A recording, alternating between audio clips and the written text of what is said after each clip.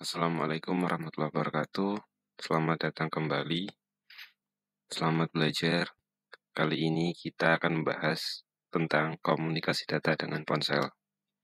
Salah satu penggunaan jaringan internet dalam membantu kehidupan sehari-hari ialah sebagai sarana komunikasi, baik melalui ponsel maupun melalui perangkat lainnya.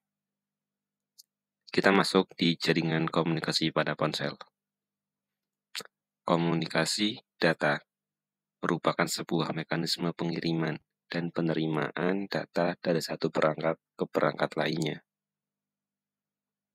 Komunikasi data dalam ponsel dilakukan pada BTS atau Base Transceiver Station melalui beberapa cara dan media, yaitu dengan Bluetooth, kabel data, ataupun melalui jaringan komunikasi seperti CDMA atau Code Division Multiple Access atau GSM, kepanjangan dari Global System for Mobile.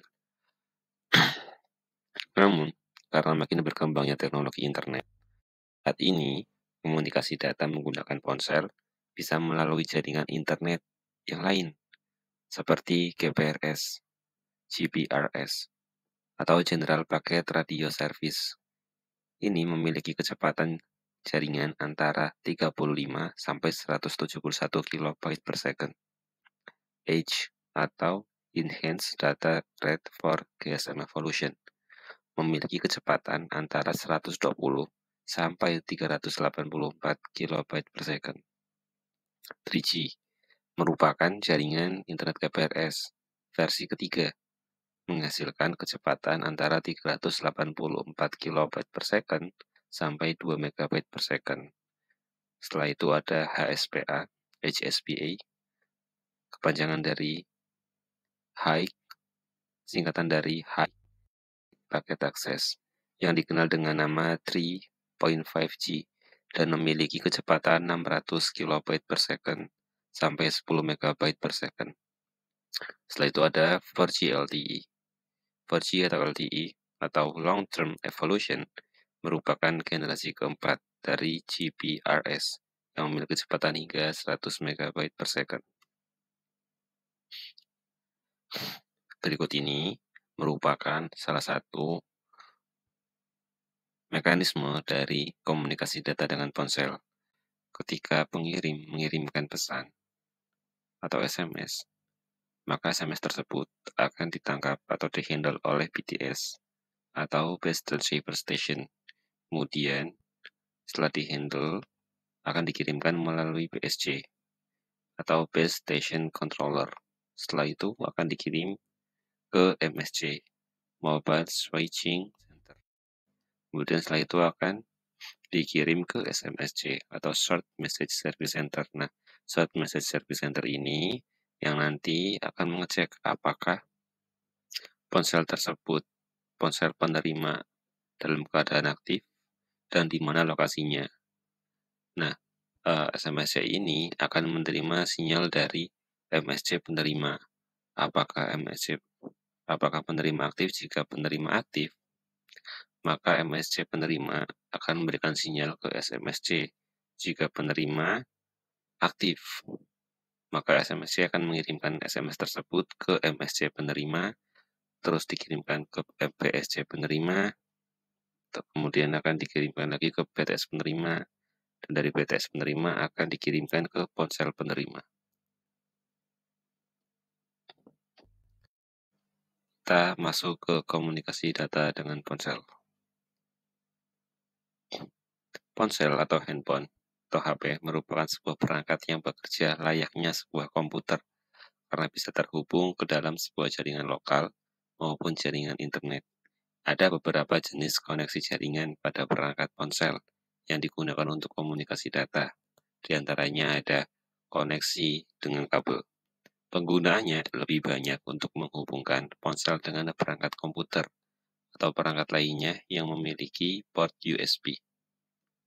Selain itu ada Bluetooth, adalah komunikasi data tanpa kabel yang menggunakan gelombang elektromagnetik yang beroperasi pada frekuensi 2,45 Hz. Nah, koneksi Bluetooth ini hanya bisa digunakan pada jarak atau jangkauan 1 meter.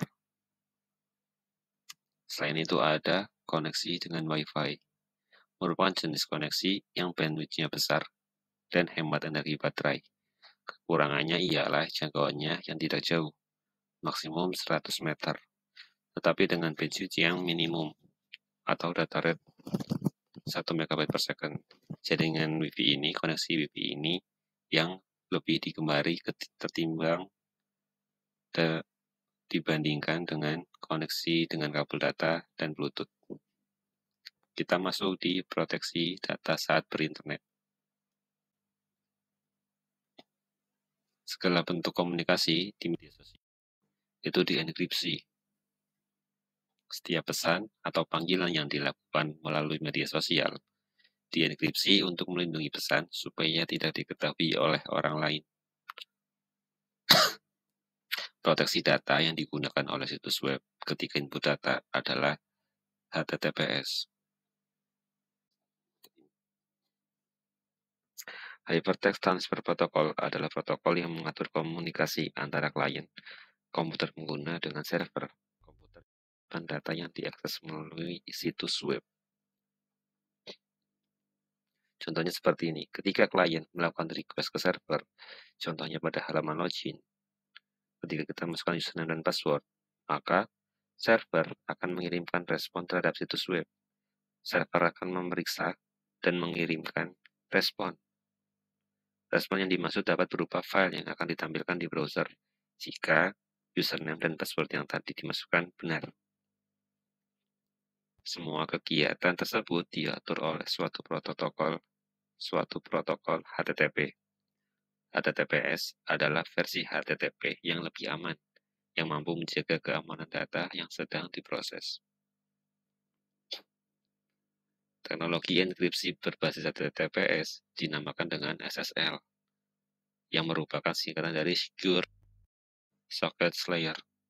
SSL adalah suatu teknologi keamanan standar global yang memungkinkan komunikasi terenkripsi antara peramban web dan server web. Sertifikat SSL berfungsi untuk mengautentikasi identitas situs web untuk menjamin pengunjung bahwa situs web tersebut bukan merupakan situs web palsu, sekaligus mengenkripsi data yang sedang dikirim.